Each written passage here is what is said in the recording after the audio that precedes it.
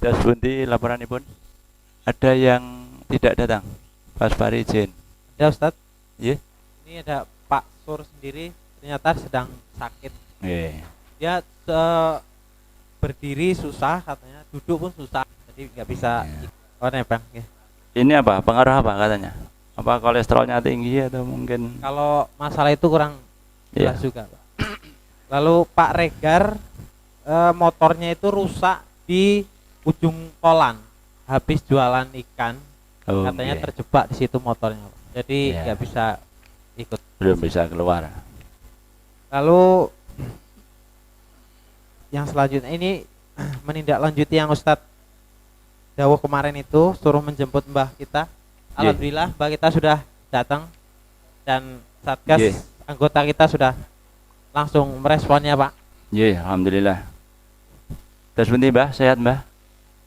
Alhamdulillah. Iya. Ini Mbah Surat udah 80 lebih nggih, Mbah? Usmane jenengan ya.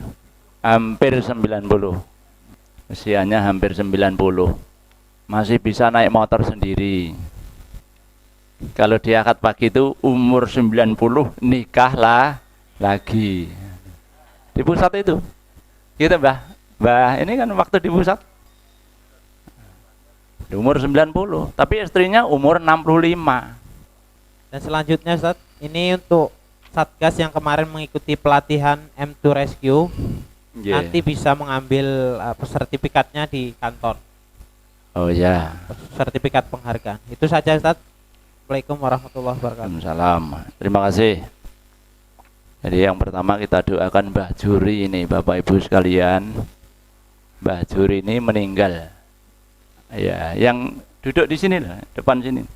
Malam apa nih, Kak? Malam Kamis ya. Jadi bagi yang belum mendoakan monggo, kalaupun yang sudah mendoakan sudah ikut menyolatkan di sana ya alhamdulillah. Tampaknya beliau ini sudah di akhir-akhir hayat ya. Kita menjenguk sana tuh ya masih gemberambiang itulah, ngendikannya masih. Tapi ya namanya Allah sudah memberikan kepastian ajalnya, beliau di situ.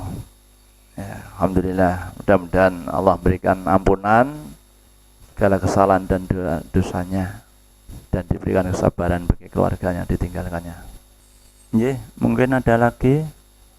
Pada sore hari ini ada lanjutan materi. Ada beberapa penten yang perlu kita perhatikan. Ini pada sholat yang ketujuh. Kita ulas dari awal. Ya, mari kita bersama-sama kita perhatikan brosurnya. An Abdillah bin Mughaffal qala Nabi sallallahu alaihi wasallam. Baina kulli adzanaini salatun. Baina kulli adzanaini salatun. Tsumma qala fi tsalitsah. Liman sa'a. Dari Abdullah bin Mughaffal ya berkata Nabi SAW bersabda, di antara setiap dua adzan atau adzan dan iqamah ada sholat. Di antara dua adzan ada sholat. Kemudian beliau bersabda pada yang ketiganya, bagi siapa yang mau. Ini hadis Al-Bukhari, juz 1 halaman 154. Ya.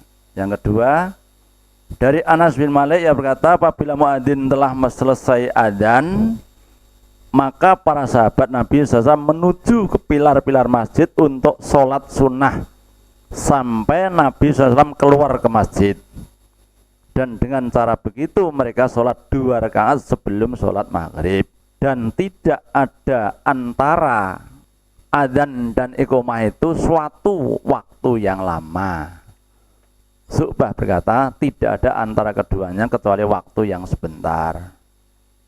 Satu hadis lagi dari Aisyah radhiyallahu anha ya berkata, apabila muadzin telah selesai adzan subuh, Rasulullah SAW sebelum sholat subuh beliau sholat ringan lebih dahulu 2 rakaat sesudah terbit fajar.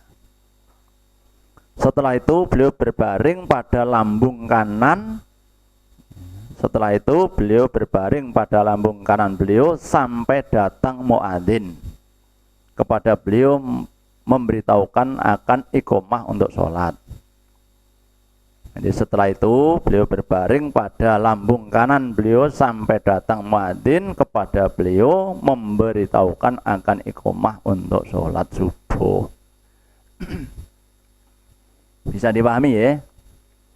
Jadi yang pertama ini tadi, di antara setiap dua adzan, antara adzan dan iqomah itu ada sholat 2 rakaat yang ringan. Ada sholat.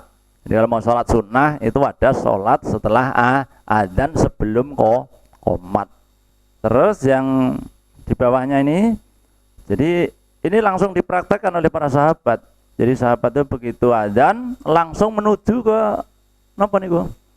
Nggih, nek istilah ini pilar niku saka. Napa jenenge saka niku? Di tiang-tiang masjid itu lho. Jadi ya nek kaya wae terus lendir-lendir nggon golek senden nggon itu. Ya, soko. Anak sing pinggir sana, nah itu. Sambil mengerjakan sholat 2 rakaat dan itu tidak terlalu lama. Jadi sing penting 2 rakaat itu bacaannya yang ringan. Ya. Ringan tuh buatan dalam artian enteng ndak, artinya tidak terlalu panjang suratnya itu loh. Kalau Al-Fatihahnya kan sudah standar, gitu kan? Nah, doa iftitah tidak terlalu panjang. Nah, terus bacaan suratnya itu tidak terlalu panjang karena yang ringan, waktunya hanya sebentar. Dan sekarang ini sudah diukur kok. Sekarang ini sudah diukur. Jadi sekarang tuh adzan dan iqomat itu paling banter 7 menit. Itu sudah maktit itu ya jenengan udah hati-hati. Kalau kira-kira jenengan baru datang maktit kok tidak ada kesempatan sholat 2 rakaat, ya sudah. Kita menunggu untuk qomat dan sholat jamaah. Biasanya di masjid itu sudah ada tandanya maktit. Makanya kalau mau sholat sunnah lihat dulu itu kurang berapa menit kira-kira. Nek kurang 0,0014 detik itu jangan terus ngebut kita sholatnya. Ya mending wah sudah ini mepet ini karena kawan-kawan kita di dalam sudah habis sholat sunnah. Jadi kita datang agak terlambat ya sudah. Berarti kesempatan untuk sholat sunnah yang ringan tadi sudah tidak ada. Gitu. Besok lagi datangnya lebih Ini hadis yang kedua tadi ada sampai Nabi SAW keluar ke masjid dan dengan cara begitu mereka sholat 2 rakaat sebelum sholat maghrib. Nabi tidak mengerjakan ini termasuk sholat sunnah yang tidak mu'akad, sholat sunnah sebelum maghrib. Karena yang mu'akad itu ada 10 rakaat atau 12 rakaat itu yang mu'akad, yang ditekankan dan Nabi tidak pernah meninggalkan. Kalau ini yang maghrib ini, yang sebelum maghrib ini mau melaksanakan ya monggo, mau tidak ya tidak apa. Ada di situ aturannya. Terus yang ketiga dari Aisyah yang tadi, apabila muadzin telah selesai adzan subuh, Rasulullah sebelum sholat subuh beliau sholat ringan lebih dahulu 2 rakaat sesudah terbit fajar. Ya, maksudnya sudah adzan sudah masuk berarti sudah terbit fajar, waktu subuh sudah masuk, maka beliau sholat ringan 2 rakaat, namanya sholat fajar. Ya, sholat fajar 2 rakaat dan sholatnya ringan saja gitu. Nah, Rasulullah habis sholat ringan tadi terus ngelekar gitu. Berbaring turun. Nah, awake dhewe ya aja. Nah, kita jangan di masjid terus sholat 2 rakaat terus lekar itu. Nah, Rasulullah tuh sholatnya tuh habis sholat sunnah tuh terus lekar tuh karena apa? Menunggu sahabat datang dan tempatnya kan jauh-jauh, jalan kaki ada ini. Ya, nah itu kalau sudah idenya seperti itu. Maka Rasulullah kalaupun habis sholat fajar terus ngelekar itu karena ya manusiawi, karena malam itu beliau sholat tahajud sampai berlanjut sampai panjang-panjang yang dibaca gitu. Maka kalaupun ngantuk itu misalnya itu ya manusiawi gitu. Artinya ini bukan merupakan suatu sunnah atau tuntunan bar sholat 2 rakaat fajar terus turwo gitu loh, utawa ngelekaro, itu tidak ada. Ini hanya menceritakan bahwa Rasulullah itu kalau habis sholat 2 rakaat sholat fajar itu beliau berbaring menunggu para sahabat untuk datang, kedatangan para sahabat itu tadi. Ini satu penting tadi, insya Allah sudah bisa dipahami ya. Terus yang kedua, menunggu imam walaupun sudah iqomah. Dari Abdullah bin Abu Qatadah dari ayahnya yang berkata Rasulullah SAW bersabda, apabila sholat sudah diiqomati, janganlah kalian berdiri sehingga kalian melihatku. Rasulullah bersabda, apabila sholat sudah diiqomati, janganlah kalian berdiri sehingga kalian melihatku. Mungkin terus memang dibaca bawahnya dulu. Karena satu hadis ini bingung mungkin. Iya kan? Iya maksudnya kan gitu. Nah, ya harus lengkap. Coba kita yang di bawahnya. Dari Abu Qatadah yang berkata Rasulullah SAW bersabda, apabila sholat sudah diiqomati, janganlah kalian berdiri sehingga kalian melihatku. Ini sama ini. Kalau di atas tadi Al-Bukhari, yang di bawah Imam Muslim. Artinya apa? Antara Al-Bukhari dan Imam Muslim itu sama-sama meriwayatkan. Berarti ini sahih banget gitu loh. Dari Abdullah bin Abu Qatadah dari ayahnya yang berkata Rasulullah SAW bersabda, apabila sholat sudah diiqomati, janganlah kalian berdiri sehingga kalian melihatku dan hendaklah kalian tenang. Janganlah kalian berdiri sehingga kalian melihatku dan hendaklah kalian tenang. Kalau penjenengan sepintas ente maca napa niku? Mung diwaca gitu aja, memahaminya nek diiqomati ki ora entuk ngadeg kan itu. Malah kon linggih tenang kan gitu. Ini kalau nanti kalau kita membaca ini kalau enggak pas itu loh maksudnya. Iya. Sekarang lagi bawahnya ini. Dari Abu Hurairah bahwasanya Rasulullah SAW telah keluar ke masjid.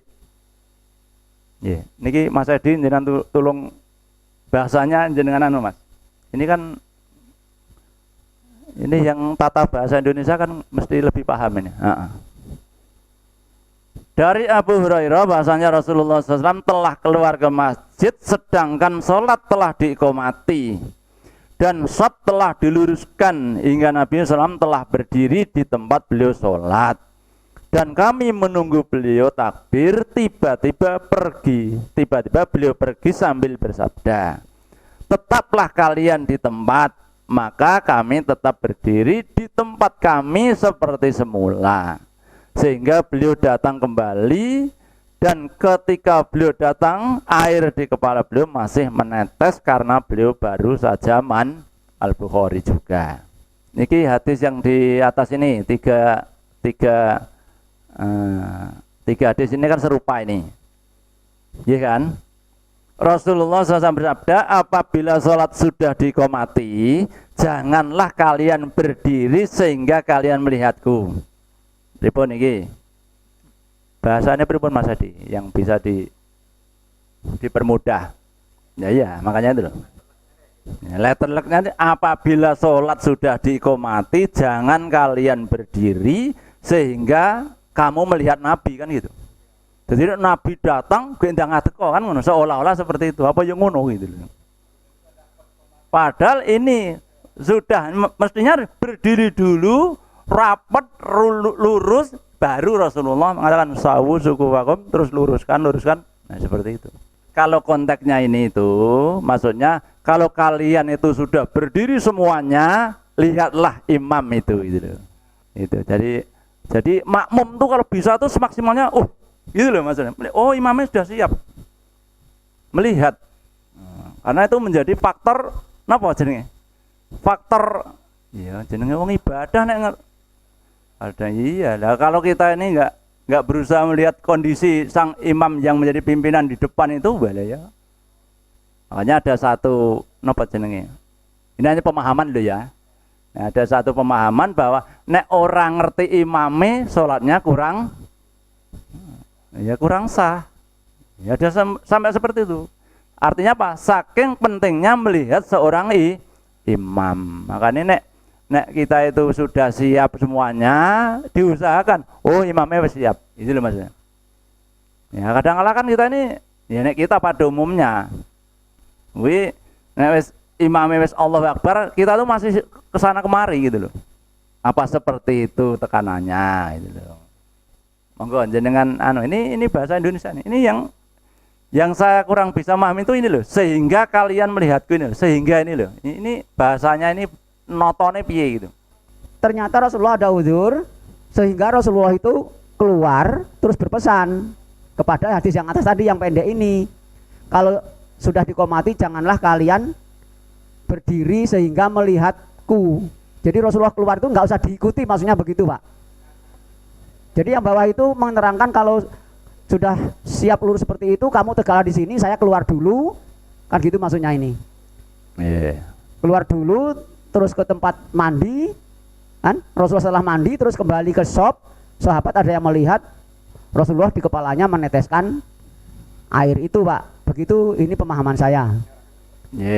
Jadi ada sebabnya. Ya ada uzur sehingga mereka mau mengimami tidak jadi. Ini Mas Suroto ini pemahamannya. Terima kasih. Jadi pemahamannya Mas Suroto ini hadis yang keempat ini tadi. Kalau terjadi seperti itu, nah ini prakteknya pada hadis yang ke-1, 2, 3 itu. Mungkin banyak yang tidak sependapat. Tapi ya ada yang sependapat, ya nggak apa-apa, namanya pemahaman kok. Jadi kalau yang hadis yang keempat ini tadi, semua sudah lurus. Sob sudah siap untuk sholat. Qomat sudah ini semuanya sudah lurus. Tiba-tiba Rasulullah masuk ke dalam imam itu. Begitu masuk, nah Rasulullah ingat, ingat bahwa saat tadi junub belum sempat mandi janabah. Nek cara sekarang saudara-saudara tenang saja dulu, saya tak keluar dulu. Gitu. Nek cara sekarang. Nek sekarang tuh tenang di tempat apa kira-kira awake dhewe ya tenang di tempat. Nek sekarang saya rasa nggak sampai seperti sahabat. Kalau sahabat tuh suruh tenang, suruh ini bisa. Yang berdiri tetap berdiri, yang duduk ya karena mungkin faktor usia dan segalanya itu mungkin bisa. Tapi suruh berdiri menunggu Rasulullah sampai keluar lagi itu ya nggak apa-apa. Itu memang perintahnya Kanjeng Nabi gitu loh. Nah kita kan nggak sabar. Oh loh, wong imam mau batalan. Ya kesuwen kan seperti ini kalau kita. Tapi kalau jenengan tadi ya nggak apa-apa. Jadi kalau memahami seperti itu adanya satu faktor, terus akhirnya Nabi mengatakan, oh nanti kalau sudah semuanya berdiri dan kamu melihat saya, boleh dilanjutkan sholatnya. Nek belum melihat ya jangan. Lah urung enek kok. Mungkin ada pemahaman yang pas, lebih pas dan lebih mudah dipahami. Iya, ada yang keempat ini ada faktor penyebab. Kalau yang keempat ini itu maksudnya apa? Kalau imam itu sudah siap di depan, kebetulan kok ada satu hal yang udur yang memang harus meninggalkan. Terus imamnya mengatakan, sabar dulu, tenang dulu, saya ada keperluan. Itu harus standby di situ gitu. Ibarat tentara orang untuk lunga-lunga rono-rono gitu. Lalu udah suruh bisa kinah ya tenang di situ, tetap di situ. Izin Ustaz. Monggo. Ustaz. Monggo Mas Adi. Mungkin ini hasil searching ya. Hasil mencari-cari. Itu keluarnya hadis tersebut itu musababnya ada bahwasanya salah satu kebiasaan Nabi SAW sebagai imam di Masjid Nabawi adalah beliau selalu datang sholat itu telat. Dikarenakan beliau melaksanakan qobliyahnya itu di rumah. Nah oleh sebab itu muncullah hadis ini. Nah, jadi memang benar seperti itu karena karena di sana imamnya itu Nabi Muhammad, maka sebelum Rasulullah datang itu mereka tidak berdiri. Itu sebab musababnya hadis tersebut. Hadis ini itu bisa dipahami. Jadi imam itu sholat 2 rakaatnya di rumah itu. Terus sahabat-sahabat sholat 2 rakaatnya di masjid sehingga menunggu datangnya seorang imam. Maka begitu iqomah sudah disuarakan, ya kan? Apabila sholat sudah diiqomati, jangan kalian berdiri sehingga kalian melihatku. Nabi otomatis toh. Jadi kalau iqomat disuarakan, Rasulullah keluar, lah baru berdiri. Karena memang sudah ada imamnya. Jadi jangan sampai nanti ya dong atuh kabeh baik imamnya belum belum ada itu. Ada kan tampak karena pintunya Rasulullah dengan pintu imam itu jadi hanya begitu dibuka langsung tempat imam. Assalamualaikum warahmatullahi wabarakatuh. Waalaikumsalam warahmatullahi wabarakatuh. Ada satu kesimpulan dari pribadi saya Ya. untuk perkataan Nabi yang jangan kalian sholat sebelum aku datang seperti itu. Itu ada satu hikmah bahwa sebagian makmum tidak boleh mengganti imam sewenang-wenang. Intinya kalau memang udah ada mandat untuk tenang maka harus turut perintah. Jangan sampai kita sebagai makmum menggantikan mungkin bisa kamu saja ada gantinya, mungkin seperti itu. Itu etika dari etika sebagai makmum. Terima kasih. Oh ya. Tapi Rasulullah itu menyampaikan di hadis lain itu bagi orang-orang yang akra'uhum itu harus di belakang imam. Begitu imam itu ada suatu keperluan karena mungkin ya batal dan segalanya, ya otomatis di belakang itu nggak usah disuruh, langsung maju. Itu kalau kasusnya di pertengahan sholat. Kalau kasusnya sebelum sholat tadi itu, ya kalau Rasulullah ini begitu jangan kemana-mana, harus berdiri dulu. Itu para sahabat biasanya sami'na wa ata'na. Itu. Ya itu etika. Etika itu hikmah tadi yang terjadi di tadi. Ya tidak apa-apa, itu pemahaman jenengan bagus. Makanya kalau diterapkan sekarang tampaknya kalau terjadi zaman sekarang kok langka gitu loh. Misalnya Rasulullah atau bukan Rasulullah, seorang imam batal keluar, Anda sabar dulu, saya tak mandi dulu misalnya. Wah itu, ya wes komennya macam-macam, kelamaan kayak ini tuh. Wah. Jadi bisa diambil satu pengertian bahwa kehidupan Nabi dan para sahabat itu memang luar biasa. Antara yang dipimpin dan yang memimpin itu adalah satu hati, sehingga apapun yang disampaikan oleh pimpinan itu langsung sami'na wa ta'na gitu. Nggih, wong kok ngadeg ya ngadeg lho. Udah saya tak perlu dulu. Ini Anda berdiri dulu, tenang dulu. Jadi berdiri tenang itu memang ada nilainya tersendiri gitu. Ya, terima kasih. Ini tadi ada beberapa pemahaman, ternyata ya memang banyak. Iya. Tapi dari ketiga pemahaman antara Mas Suroto, Mas Jimmy sama Mas Edi tadi, insya Allah kita bisa ambil satu kesimpulan, ya kan? Bisa ambil kesimpulan bahwa kebiasaan Rasulullah itu sholat sunnahnya di rumah. Ya, memang sebaik-baik sholat sunnah itu di rumah kecuali sholat wajib, itu Rasulullah menyampaikan seperti itu. Begitu sampai pada waktu sholat wajib iqomah sudah dikumandangkan, baru Rasulullah keluar dan para sahabat melihat para Nabi menjadi imam. Ya. Menambahkan lagi Ustaz ya? Untuk tambahan keterangannya bahwasanya dijelaskan bahwasanya di situ berlaku karena waktu itu juga sudah ada imam tetap. Karena Rasulullah dinisbatkan sebagai imam tetap di sana dan kebiasaan dari para sahabat di sana adalah menunggu Rasulullah. Yeah. Kadang terlalu lama menunggu Rasulullah itu sambil berdiri setelah iqomah gitu kan. Oleh sebab itu Rasulullah menyampaikan demikian. Biar mungkin kalau dalam hikmat saya tuh biar sahabat ini nggak terlalu lama berdiri nunggu beliau gitu ya. Nggak usah buru-buru iqomah sebelum saya masuk lah, seperti itulah kurang lebih. Karena kalau sudah diikomati, sudah pada berdiri semua, Rasulullah belum datang kan kelamaan nunggu seperti itu, sambil berdiri ya. Mungkin dalam pemahaman saya. Banyak hikmah yang diambil dari peristiwa ini gitu loh.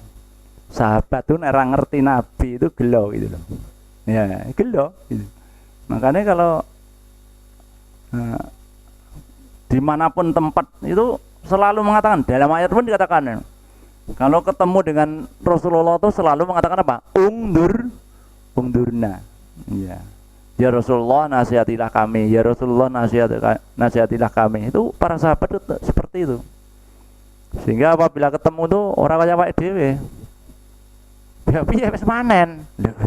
Jadi yang ditanyakan manennya dhisik gitu. Iya. Piye sehat lah, ya minimal sehatnya seperti apa lah itu. Ini kita tuh tekoknya lah masalah duit bae. Rezeki duit nah kita tuh. Tapi kalau sahabat tuh enggak, bagaimana? Mungkin melihat ya Rasulullah, engkau ini melihat saya ini ada kemunafikan mungkin. Maka nasihatilah saya, gitu loh maksudnya. Ini perilaku para sahabat ini memang betul-betul luar biasa juga. Sehingga itulah yang menjadi hikmah, beberapa hikmah yang kita ambil dari peristiwa ini tadi. Terus kita lanjutkan. Ya mungkin dengan ya termati. Dari Abu Hurairah dari Nabi SAW beliau bersabda, apabila kalian telah mendengar iqamah maka berjalanlah untuk sholat berjamaah dengan tenang dan tentram. Jangan tergesa-gesa. Apa yang kalian dapatkan maka sholatlah kalian bersama imam, dan apa yang terlewatkan ketinggalan maka sempurnakan. Ini mungkin tidak terlalu sulit memahami, tetapi dalam praktek itu kadang ada perbedaan pemahaman. Coba kalau kita perhatikan mudah saja betulnya. Apabila kalian telah mendengar iqamah maka berjalanlah untuk sholat berjamaah dengan tenang dan tentram. Tidak usah pelayon, tidak usah tergesa-gesa. Akhirnya keserimpet-serimpet sarung. Iya kan? Itu karena apa? Karena tergesa-gesa. Maksudnya jalan tenang, tentram, jangan tergesa-gesa. Apa yang kalian dapatkan maka sholatlah kalian bersama imam. Nah imamnya tuh sudah ruko ya ikut ruko, sujud ya ikut sujud. Ya nanti disempurnakan ditambah lagi gitu loh maksudnya. Jadi kita nggak usah pelayon, nggak usah gedebuk-gedebuk. Wah, akhirnya terjadilah pelarangan Nabi ini tadi untuk menghindari orang-orang yang lari-lari di dalam masjid. Karena ada larangannya lari-lari dalam masjid itu. Terus yang di bawahnya dari Abu Salamah bin Abdurrahman bahwasanya Abu Hurairah berkata, saya mendengar Rasulullah bersabda, apabila sholat sudah diiqamati maka janganlah kalian datang dengan tergesa-gesa, tetapi datanglah berjalan dengan tenang. Apa yang kalian dapatkan sholatlah bersama imam, dan apa yang terlewatkan maka sempurnakanlah. Sempurnanya rakaat itu dari Al-Fatihah sampai sujud terakhir itu, sampai salam, itu sempurnanya. Lah kalau kita datangnya di situ sudah ketinggalan Al-Fatihah, imam baca jahar sudah tidak mendengar, surat tidak mendengar, lah praktis berarti kita ketinggalan. Kalau ketinggalan berarti disempurnakan. Sempurnanya itu menambah yang ketinggalan. Bentar, yang punya jaket di motor. Iya, maksudnya saya mau memberitahu bahwasanya yang punya jaket nanti diamankan oleh Satgas gitu loh maksudnya. Yang di dalam monggo duduk saja. Yang punya jaket sudah diamankan petugas. Ada Satgasnya. Nanti jenengan tinggal milih saja. Terus kita lanjutkan lagi. Dari Abu Hurairah ya berkata, Rasulullah bersabda, apabila sholat sudah diiqamati janganlah seseorang di antara kalian tergesa-gesa padanya. Akan tetapi hendaklah ia berjalan dengan tenang dan tentram. Apa yang kamu dapatkan sholatlah bersama imam, dan apa yang terlewatkan maka sempurnakanlah. Jadi di sini ada hadis Muslim lagi, ada hadis Muslim lagi, ya kan? Ada hadis Al-Bukhari, dan semuanya riwayatnya kuat semuanya. Dari Abu Hurairah dari Rasulullah SAW lalu ia menyebutkan hadis yang diantaranya Rasulullah SAW bersabda, apabila sudah diseru untuk sholat maka datanglah kalian berjalan dengan tenang. Sudah diiqamati, apa yang kalian dapatkan sholatlah bersama imam, dan apa yang terlewatkan maka sempurnakanlah. Dari Abu Hurairah bahwasanya Rasulullah SAW bersabda, apabila sholat sudah diiqamati jangan kalian datang dengan tergesa-gesa, tetapi datanglah berjalan dengan tenang. Apa yang kalian dapatkan sholatlah bersama imam, dan apa yang terlewatkan maka sempurnakanlah. Padahal misalnya maghrib kita baru datangnya sudah membaca surat, kita sudah beranggapan itu ketinggalan, tapi mereka enggak. ya dia menikah tidak nambah, kan seperti itu. Makanya kadang terjadi kita berdirinya di sini di tengah, ya, kawan-kawan yang punya pemahaman seperti itu di samping, ya itu malah kono wis rampung awake dhewe urung rampung nambah siji. Lah tekon, kok nambah? Ya kan gitu. Ya seperti itu. Tapi ya nggak apa-apa. Nah, kalau tanya itu ya syukur, kalau tidak tanya ya monggo. Yeah. Itu yang terjadi di tempat kita seperti itu. Ya untung-untung selama ini kita ini tidak ada yang komplain gitu. Dia tekon ya ora. Ya, enggak pernah tanya itu. Iya. Ya kita orang ngerti batine wong, tapi nyatane ya ora tekon berarti dia sudah punya pemahaman sendiri. Nah kita pun juga saling menghormati karena adanya satu riwayat, sebentar tak rampungkan dulu. Adanya satu riwayat, ada sahabat begitu masuk masjid imamnya pas ruko, sahabat datang dengan mendungkruk dari pintu, ya kan? Lah imamnya kok wis ruko, Allahu Akbar ngene paro. Ya, paro jalan ndungkruk sampai ndesel nyanggon sop. Nah, begitu rampung sholat selesai, Nabi mengatakan, siapa yang sholat ndungkruk saka nggon pintu mau? Oh, saya Rasulullah. Oh ya tak hargai. Pekerjaanmu tak hargai. Ning somben aja ngono meneh. Nek dijawabne ngoten niku. Somben ora usah dibaleni meneh. Jadi perbuatan itu sudah dihargai oleh Nabi, tapi nggak usah diulang lagi. Ning kawan kita yang lain yang punya pemahaman yang lain mengatakan kalau terjadi seperti itu nggak usah menambah rakaat, gitu loh. Lah kalau udah pemahaman yang berbeda mau diapakan? Saling menghormati, monggo, kita nggak usah nyalahkan, enggak. Ya. Yeah. Nanti di hadapan Allah sendiri yang ya, sudah kita saling menyalahkan, tiba-tiba betul semua itu loh yang, iya kan? Nah itu, makanya nggak usah nyalahkan, kita nggak usah merasa paling benar, ya monggo saling menghormati saja. Tadi masalah masbuk pas ketika kita ketinggalan rakaat pertama, Pak. Yeah. Imam pas ruku, kita harus nambah 1 rakaat. Nah kalau kita ketinggalan di rakaat terakhir, Pak, pas imam sudah ruku, apakah kita termasuk makmum atau bukan? Oh ya, Bon. Pon gitu aja, Pak. Ya, insya Allah termasuk makmum. Neng makmum mas buk. Ya makmum mas buk. Masih tercatat sholat berjamaah. Nilai jamaah tetap mendapat. Oke. Iya, insya Allah nggak ada masalah. Jadi kita harus ngulangi 4 rakaat lagi sama Ya, gitu. kalau mang 4 rakaat ya diulangi 4 rakaat. Nah subuh ya 2 rakaat. Iya, Karena iya. kita mendapatinya sudah dalam kondisi pertengahan. Iya. Ya. Rakaat terakhir. Ye. Itu masih lumayan. Datang wis arep salam itu. Ya kadang ada juga kayak Ya sudah imamnya wis atahiyatul mubarakatuh sholawatu thayyibatullah, kita baru datang Allahu Akbar, duduk terus assalamualaikum warahmatullahi wabarakatuh. Ya kita berdiri lagi. Insya Allah nilai jamaah mendapat. Insya Allah tidak terkurang sedikit pun. Kasus yang di Masjid Agung Solo itu kan banyak, jadi double. Yang di situ merasa udah rakaat terakhir padahal masih ruku, terus dia membikin imaman yang lain yang di belakang sana gitu. Jadi ada di depan itu belum rampung, merasa udah rakaat terakhir, dia udah mentok imam lagi dengan beberapa makmum.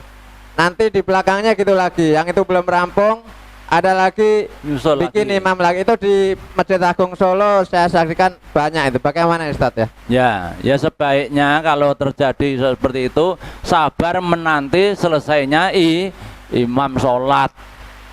Ya, jadi jangan sampai nanti sebelah sana ada yang terlambat 1 orang terus didulit. Nanti sebelah sana terlambat 1 orang didulit. Jadi sini ada imam dan makmum, ada jamaah, di sana ada jamaah juga. Nah, itu tidak boleh jamaah lebih dari 1 dalam 1 masjid.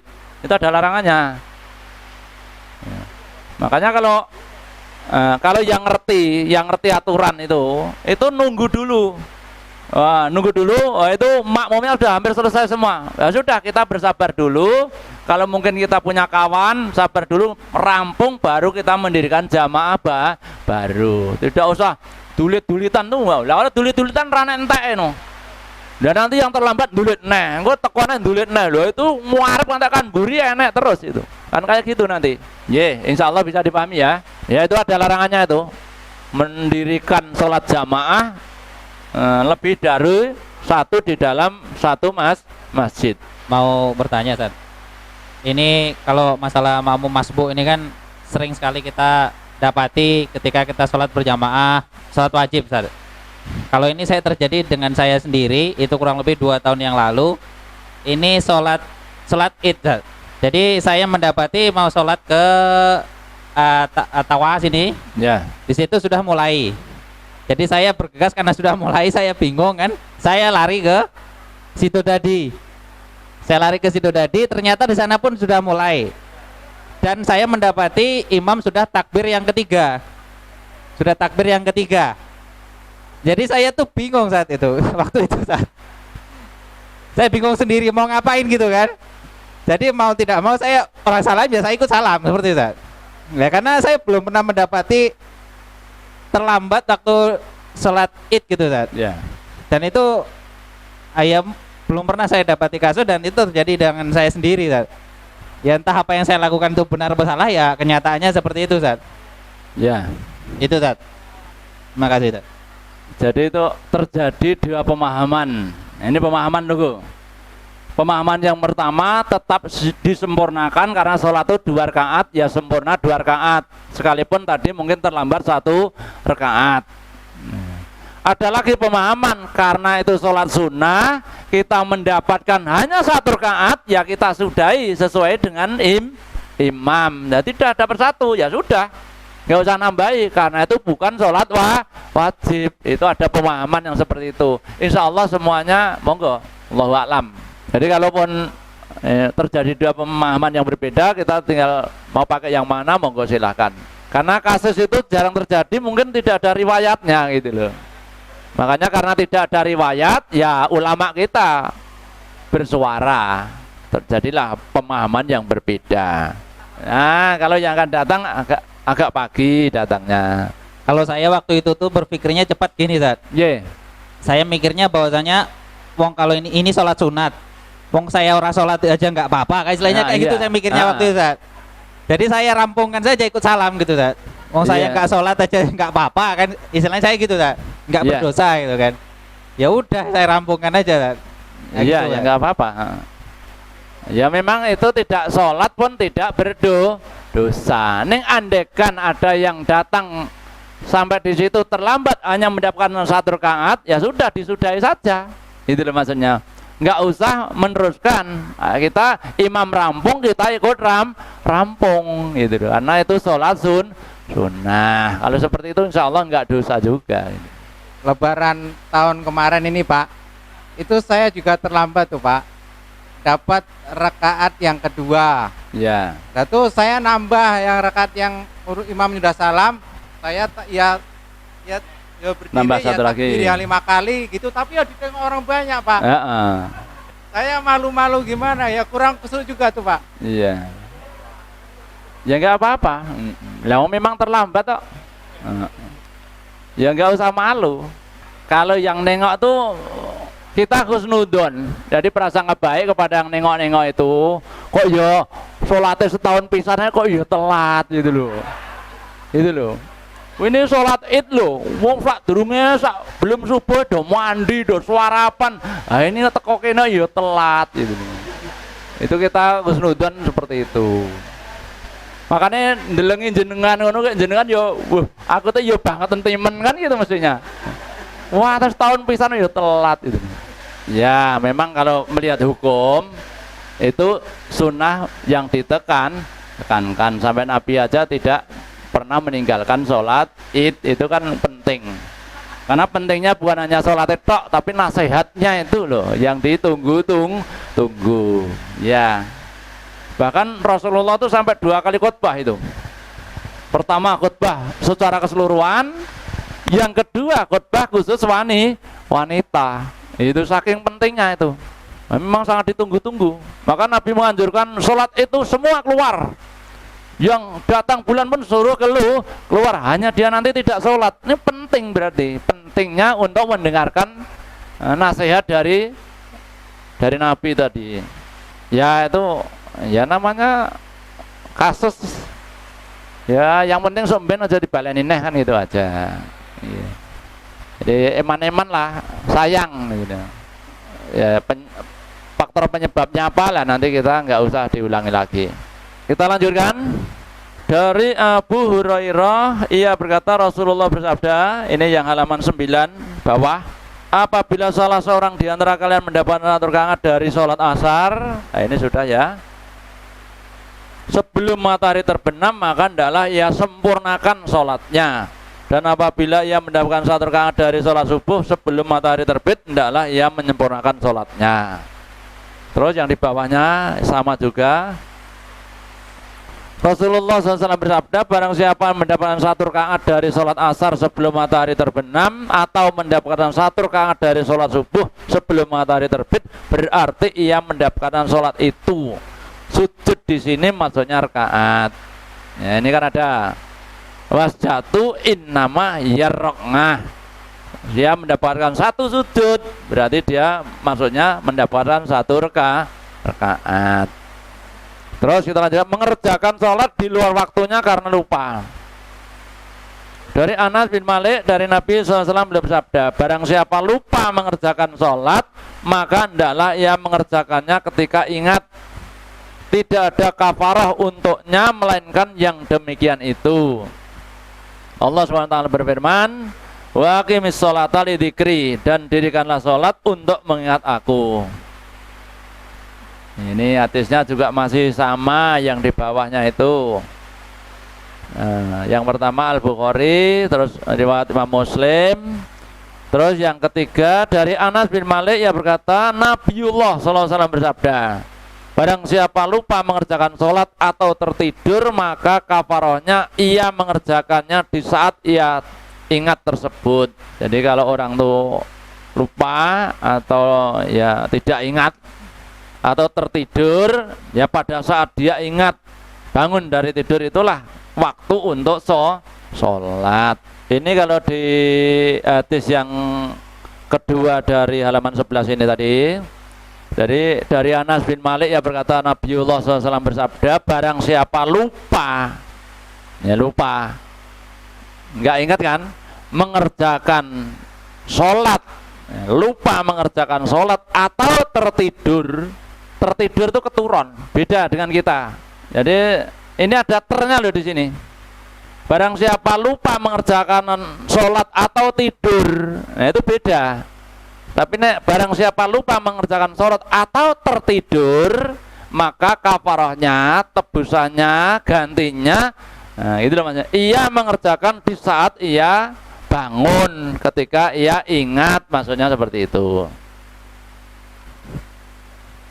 Jadi orang yang tertidur mungkin sampai pulas tidurnya, ya boleh jadi namanya orang, kita manusia kan, tempat lupa dan salah akhirnya ya kelupaan, ya keturun, wes.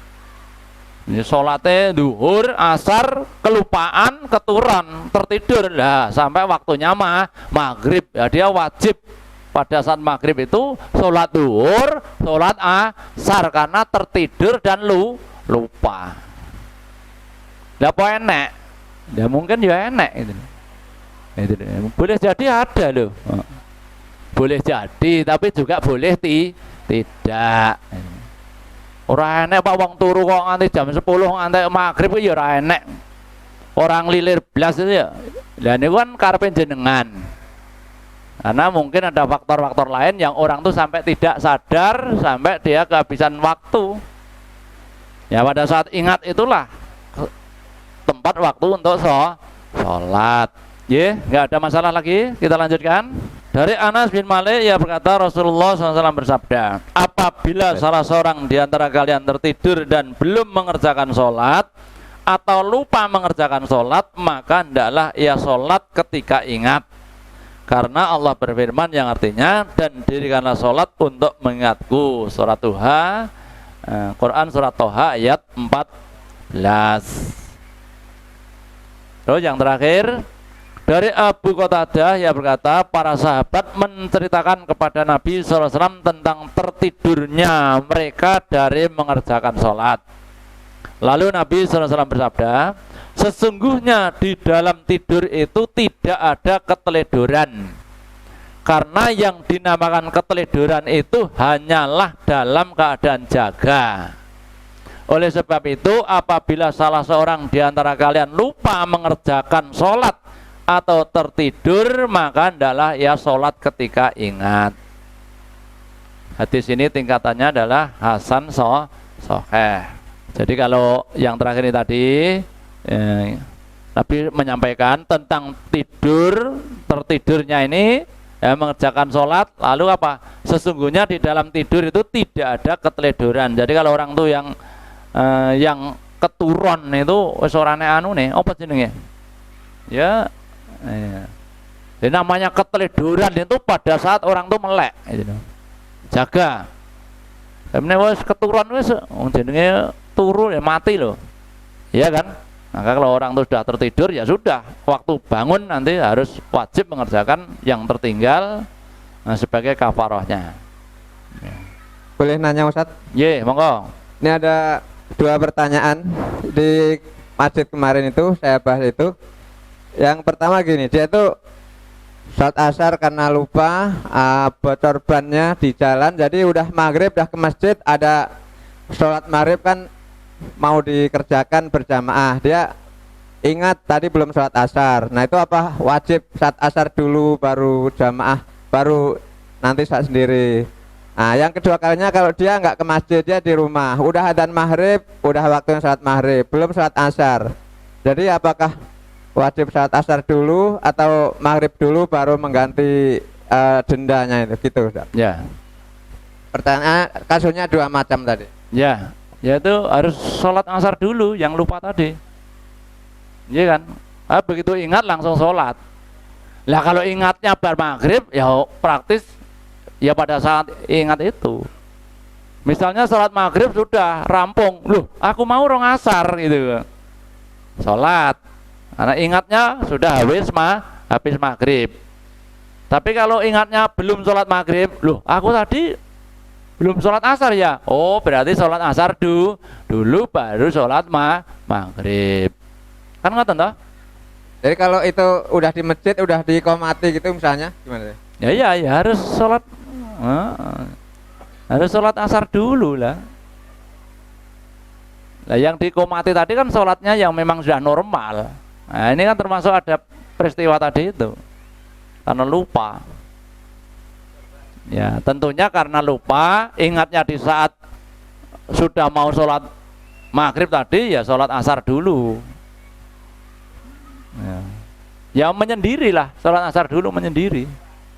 Ya, tidak harus ikut jamaah di situ, nggak usah. Lihat jamaahnya 3 rakaat sholat maghrib, sedang kita baru sholat asar karena kita lupa tadi itu.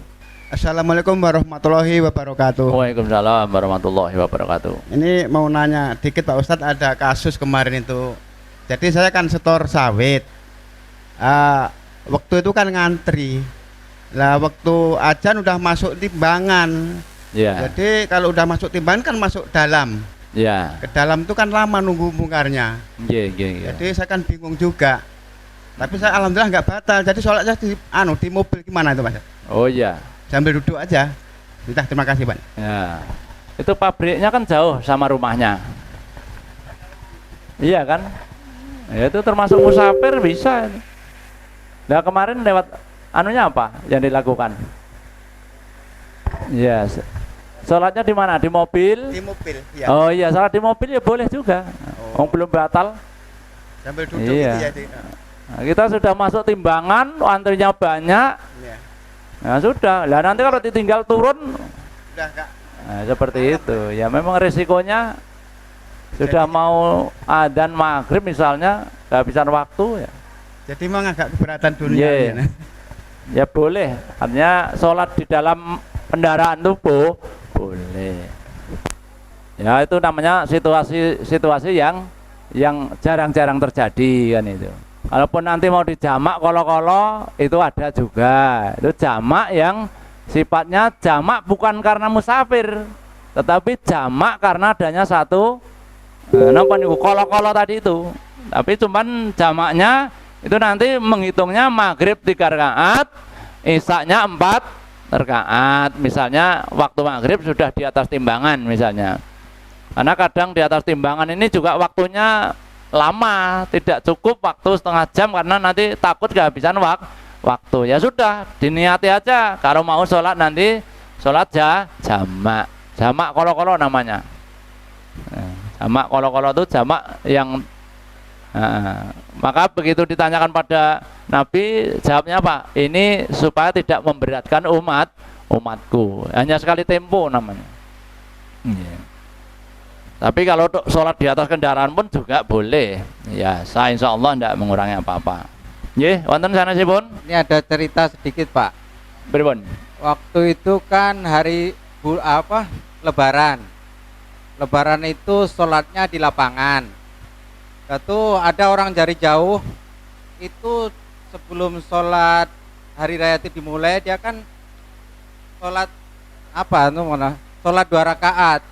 Ada tuh kita kan sedang kumpul-kumpul sama kawan-kawan gitu kan. Iya, iya. Itu apa sholat apa ya? Apa sholat tahiyatul lapangan? Sholat tahiyatul lapangan nggak ada. Nah, terus sebagian kawan tuh itu sholat duha itu. Nah, pertanyaan saya, apa waktu hari raya tuh boleh sholat duha, Pak? Iya, iya. Ya, itu memang macam-macam. Bisa karena juga sholat zuhur bisa. Habis wudhu. Atau bisa juga sholat duha karena memang matahari sudah terbit. Bisa juga seperti itu. Itu kan jenengan tadi sak kawan-kawan kan hanya ngiro-iro saja itu. Sholat opo nggih. Wong wis arep sholat Id kok teko terus sholat 2 rakaat misalnya seperti itu. Kalau memang di masjid ada sholat 2 rakaat sebelum duduk. Tinggal di mana waktu. Nah, di lapangan, tahiyatul lapangan tidak ada kan tadi. Ya kita nggak bisa ngira-ira. Sebetulnya sing pas itu ditekon karo wong yang mau. Ya tidak ada. Ya sebetulnya kalau Rasulullah itu datang dari rumah sampai ke tempat duduk ke takbiran itu yang dilakukan apa? Takbir. Jadi gantinya pada saat Idul Fitri itu mungkin itu takbirnya itu. Tapi ya sampai sekarang ini belum menemukan, saya belum tahu larangan sholat duha pada saat Idul Id itu belum tahu saya. Ya karena belum tahu, ya belum bisa jawab. Ini kan jarang terjadi. Karena kebaikan sholat itu dari rumah saja sudah banyak kebaikan yang didapatkan. Sampai di tempat aja surah udah langsung duduk begitu takbir kumandangkan. Itu anjurannya seperti itu. Jadi ini umpamane udah di lapangan penuh seperti itu, kita datang sholat duha sik ngono kita itu ya bukan kapien banget gitu loh. Iya, ya kapien lah. Ya api ning kuwi wis termasuk kapien. Ya, nanti mau ya. Ya insya Allah kalau kita sudah cukup banyak kebaikan yang didapat ketika mendatangi sholat Id. Iya kan, dari rumah persiapan kita, sarapan ini semua sudah, wudhunya sudah disiapkan, perjalanan sudah disiapkan. Nah sampai di sana takbir sampai menunggu imam naik mimbar. Insya Allah sudah bisa dipahami semuanya. Tidak ada lagi pertanyaan. Bapak Ibu sekalian hormati, mudah-mudahan apa yang kita pelajari pada siang sore hari ini yang sering terjadi yang kita lakukan ini, makanya monggo kita pelajari ini semua supaya kita mengerti bagaimana kalau sampai terjadi peristiwa seperti ini. Maka ini tadi ada beberapa poin-poin yang perlu kita ketahui bersama sehingga kita tidak bingung dalam melaksanakan ibadah, tentunya sesuai dengan tuntunan Rasulullah Shallallahu Alaihi Wasallam. Saya rasa itu saja. Terima kasih atas segala perhatiannya. Mohon maaf atas segala kekurangannya. Mari kita akhiri kajian pada sore hari ini. Alhamdulillahirabbil alamin. Subhanakallahumma wa bihamdika asyhadu an la ilaha illa anta astaghfiruka wa atubu ilaik. Assalamualaikum warahmatullahi wabarakatuh.